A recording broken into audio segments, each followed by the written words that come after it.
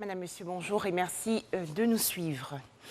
En Côte d'Ivoire, le président de la République, Alassane Ouattara, poursuit sa visite d'État dans la région du Moronou, dans le centre-est du pays, avec aujourd'hui son premier meeting à Ara.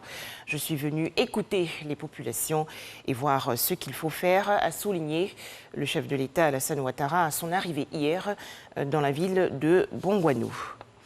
Aujourd'hui, donc, jeudi 10 septembre 2020, la ville de Ara va accueillir le premier meeting du président de la République, Alassane Ouattara, dans le cadre de sa visite d'État dans la région du Moronou. Les populations se disent impatientes de cette visite et de ses retombées. Elles sont au micro de Eugène Atoubé. Ara dans son aspect des grands jours, prête pour l'accueil du président de la République ce jeudi. Partout dans la ville, les signes de l'empressement des populations à recevoir l'hôte de la UAMU.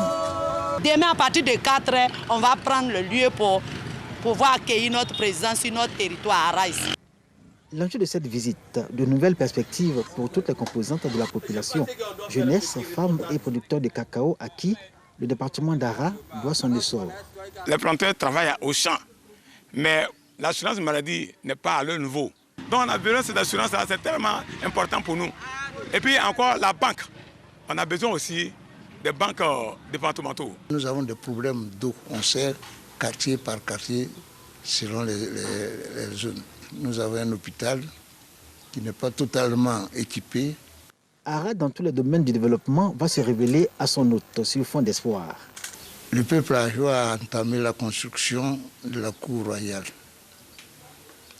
Si le président peut nous donner un coup de main pour l'achèvement, nous lui serons infiniment reconnaissants.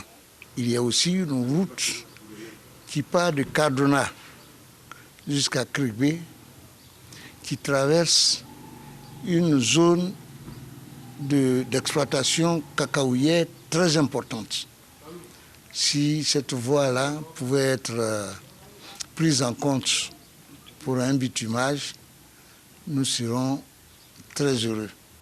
Dans la UAMU, comme dans tout le Moronou du reste, les besoins et attentes des populations sont nombreux.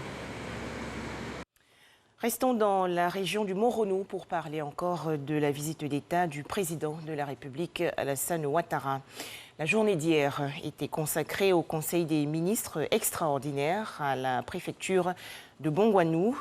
Le gouvernement a ainsi pris un décret après avis de la commission de la concurrence prorogeant pour 3 mois supplémentaires la mesure de plafonnement des prix du riz, du sucre, de la tomate concentrée et de l'huile raffinée. Plus de détails dans le journal de 13 heures. Autre actualité nationale, la session 2020 des examens de fin de formation dans les instituts de formation et d'éducation de la femme, les IFEF, a enregistré un taux de réussite nationale de 81,76%. Annonce faite récemment par la direction de la promotion et de l'autonomisation de la femme lors d'une rencontre au ministère de la Femme, de la Famille et de l'Enfant.